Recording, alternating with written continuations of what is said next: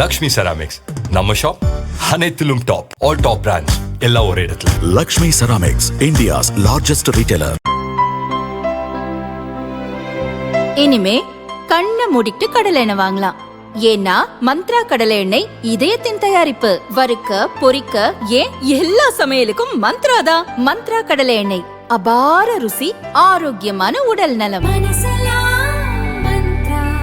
Iran மீது America மற்றும் இஸ்ரேலிய கூட்டுப்படைகள் தாக்குதல் நடத்தி வருகின்றன.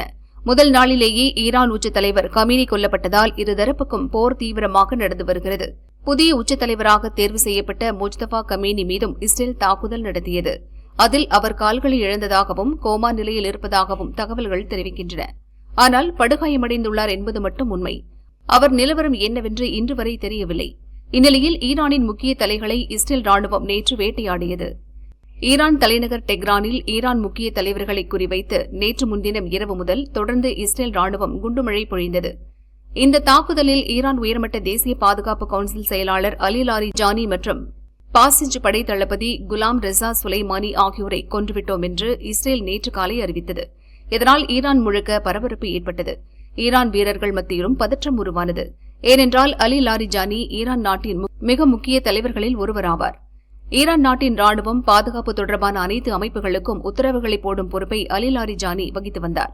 புதிய உச்சத் தலைவராக நியமிக்கப்பட்ட முஜ்தபா கமீனி ஏற்கனவே உயிருக்கு போராடுவதாக தகவல்கள் வெளிவரும் நிலையில் அவரது இடத்திலிருந்து போர் சம்பந்தமான முக்கிய முடிவுகளை அலி லாரிஜானி தான் எடுத்து வந்தார். அமெரிக்கா, இஸ்ரேல் மீதான தாக்குதல்களுக்கு உரிய உத்தரவுகளை வழங்கி வந்ததும் அவர்தான். அப்படிப்பட்ட அலி லாரிஜானியையே குண்டு வீசி கொன்றுவிட்டார்கள் என்பதை ஈரான் மக்கள் நம்பவில்லை.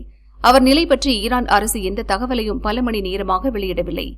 இந்நிலையில் இஸ்ரேல் வான்வழி தாக்குதலில் அலி லாரிஜானி கொல்லப்பட்டுவிட்டதாக நேற்றிரவு ஈரான் அரசு அதிகாரப்பூர்வமாக அறிவித்தது.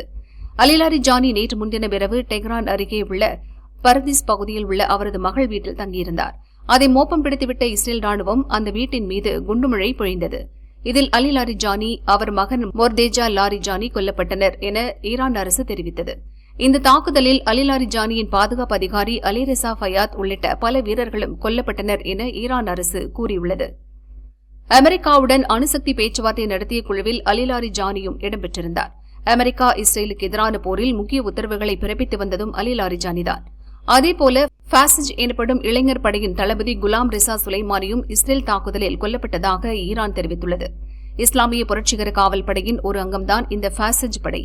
இதுவும் இஸ்ரேலுக்கு எதிரான போரில் முக்கிய பங்காற்றி வந்தது.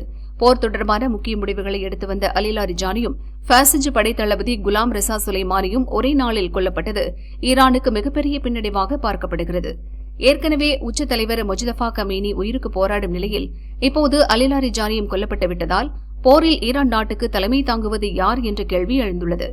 ஆனால் ஈரான் நாட்டின் வெளியுறவு அமைச்சர் அப்பாஸ் அராக்சி ஈரானின் அரசியல் அமைப்பு வலுவாக இருக்கிறது என கூறினார்.